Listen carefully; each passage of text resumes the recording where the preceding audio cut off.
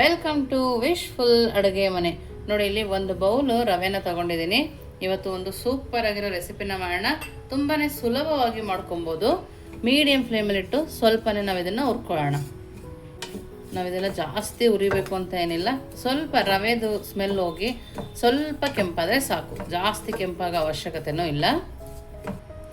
ಯಾವಾಗಲೂ ನಾವು ರವೆನಲ್ಲಿ ಒಂದೇ ಥರ ಐಟಮ್ಗಳನ್ನ ಮಾಡ್ತಾ ಇರ್ತೀವಿ. ಈ ಥರ ಡಿಫ್ರೆಂಟಾಗಿ ಮಾಡಿದಾಗ ಮನೆಯವ್ರಿಗೂ ಖುಷಿಯಾಗುತ್ತೆ, ಹೊಟ್ಟೆ ತುಂಬ ತಿಂತಾರೆ.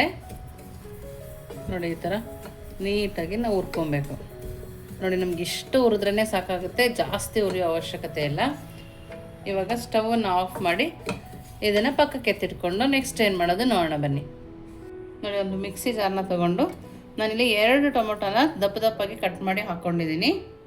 ಹಾಗೆಯೇ 1-2 ಸ್ಪೂನ್ ಆಗುವಷ್ಟು ಮೊಸರನ್ನ ಹಾಕೋಣ. ಹುಳಿ ಮೊಸರಿದ್ರೂ ಪರವಾಗಿಲ್ಲ. ನಾನಿಲ್ಲಿ ಖಾರದ ಪುಡಿನ ಹಾಕ್ಕೊಳ್ತಿದ್ದೀನಿ. ಚಿಲ್ಲಿ ಫ್ಲೇಕ್ಸ್ ಬೇಕಿದ್ರೂ ಹಾಕೋಬೋದು. ನಿಮ್ಮ ಖಾರಕ್ಕೆ ಅನುಗುಣವಾಗಿ ಖಾರ ಪುಡಿನ ನಾವಿಲ್ಲಿ ಹಾಕೋಣ. ನೋಡಿ, ಇದನ್ನು ಸಣ್ಣದಾಗಿ ಪೇಸ್ಟ್ ಮಾಡ್ಕೊಂಡು ಬರಬೇಕು. ನೋಡಿ, ಈ ಥರ ನಾವು ರುಬ್ಕೊಂಬರ್ಬೇಕು. ಇವಾಗ ಇದನ್ನು ಪಕ್ಕಕ್ಕೆ ಎತ್ತಿಟ್ಕೊಳ್ಳೋಣ. ನೆಕ್ಸ್ಟ್ ಏನು ಮಾಡೋದು ನೋಡೋಣ ಬನ್ನಿ. ನೋಡಿ, ನಾನಿಲ್ಲಿ ಒಂದು ಬಾಣಲಿ ತೊಗೊಂಡು 2-3 ಸ್ಪೂನ್ ಆಗುವಷ್ಟು ಎಣ್ಣೆನ ಹಾಕ್ಕೊಳ್ತಾ ಇದ್ದೀನಿ. ನೋಡಿ, ಎಣ್ಣೆ ಸ್ವಲ್ಪ ಚೆನ್ನಾಗಿ ಕಾಯಬೇಕು. ನೋಡಿ, ಎಣ್ಣೆ ಕಾದ ನಂತರ ಸ್ವಲ್ಪ ಸಾಸಿವೆ ಹಾಕ್ಕೊಳ್ತಾ ಇದ್ದೀನಿ. ಹಾಗೆಯೇ ಒಂದು ಅರ್ಧ ಸ್ಪೂನಷ್ಟು ಉದ್ದಿನ ಬೇಳೆ, ಒಂದು ಅರ್ಧ ಸ್ಪೂನಷ್ಟು ಕಡಲೆಬೇಳೆ, ಹಾಗೆಯೇ ಸ್ವಲ್ಪ ಹಸಿಮೆಣಸಿನ್ಕಾಯಿ. ನಾವು ಖಾರದ ಪುಡಿನ ಹಾಕ್ಕೊಂಡಿರ್ತೀವಿ, ಹಾಗಾಗಿ ಹಸಿಮೆಣಸಿನ್ಕಾಯಿ ನೋಡಿ ಹಾಕೋಬೇಕು. ನೋಡಿ, ಗೋಡಂಬಿ ಕೂಡ ಹಾಕ್ಕೊಳ್ತಾ ಇದ್ದೀನಿ. ಮೀಡಿಯಂ ಫ್ಲೇಮಲ್ಲಿ ಇಟ್ಟು ಹಾಕೋಬೇಕು. ನೋಡಿ, ಇಷ್ಟನ್ನು ಸ್ವಲ್ಪ ಫ್ರೈ ಮಾಡ್ಕೊಬೇಕು. ನೋಡಿ, ನಮಗೆ ಸ್ವಲ್ಪ ಕೆಂಪಾಗೋ ತನಕ ನಾವು ಇದನ್ನು ಫ್ರೈ ಮಾಡ್ಕೊಂಡ್ವಿ ಅಂದರೆ ಟೇಸ್ಟು ಸೂಪರಾಗಿರುತ್ತೆ. ನಮಗೆ ಬಾಯಿ ಸಿಕ್ಕ ಕೂಡ ಚೆನ್ನಾಗಿ ಅನಿಸ್ತಾ ಇರುತ್ತೆ.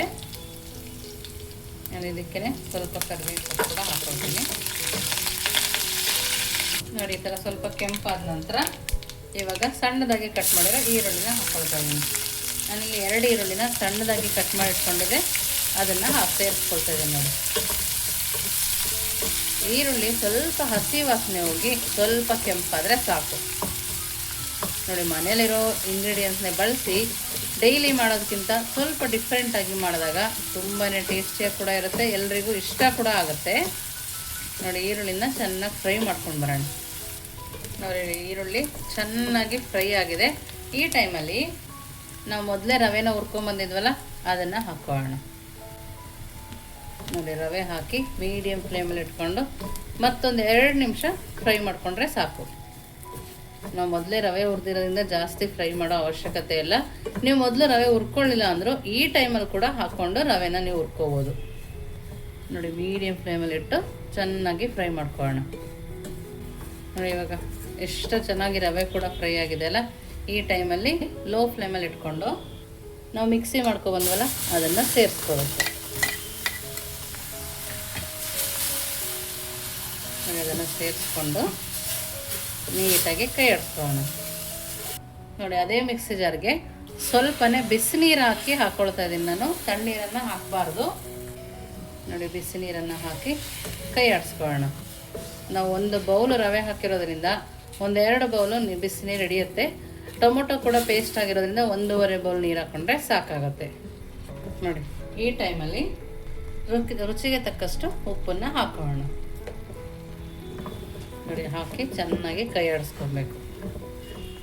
ನಾನಿವಾಗ ಮೀಡಿಯಂ ಫ್ಲೇಮಲ್ಲಿ ಇಟ್ಕೊಂಡು ಕೈ ಆಡಿಸ್ಕೊಳ್ತಾ ಇದ್ದೀನಿ. ನಾವು ಅದೇ ಥರ ಉಪ್ಪಿಟ್ಟು ಮಾಡಿಕೊಟ್ಟಾಗ ಮನೆಯವ್ರಿಗೆಲ್ಲ ಬೋರ್ ಆಗುತ್ತೆ. ಕರ್ನಾಟಕದ ಸೈಡು, ಈ ಕಡೆ ಬ್ಯಾಂಗ್ಳೂರು ಸೈಡು ತಿಂದಿರ್ತೀರ, ಉತ್ತರ ಕರ್ನಾಟಕ ಸೈಡು ಉಪ್ಪಿಟ್ಟು ತಿಂದಿರ್ತೀರ, ಡಿಫ್ರೆಂಟಾಗಿ ಕೂಡ ಮಾಡ್ಕೊಂಡಿರ್ತೀರ. ಈ ಥರ ಉಪ್ಪಿಟ್ಟಿನ ರವೆಯಲ್ಲಿ ಮಂಗಳೂರವ್ರ ಸೈಡ್ ಮಾಡೋದನ್ನು ಹೇಗೆ ಅಂತ ನೋಡ್ಕೊಂಡಿದ್ದೀರ. ಈ ಥರ ಕೂಡ ಮಾಡಿ ನೋಡಿ, ಟೇಸ್ಟ್ ಅಂತೂ ಸೂಪರಾಗಿರುತ್ತೆ. ಇವಾಗ ಇದನ್ನು ಮೀಡಿಯಂ ಫ್ಲೇಮಲ್ಲಿ 2 ನಿಮಿಷ ಬೇಯಿಸ್ಕೊಂಡು ಬರೋಣ. ನೋಡಿ, 2 ನಿಮಿಷ ಆಗಿದೆ.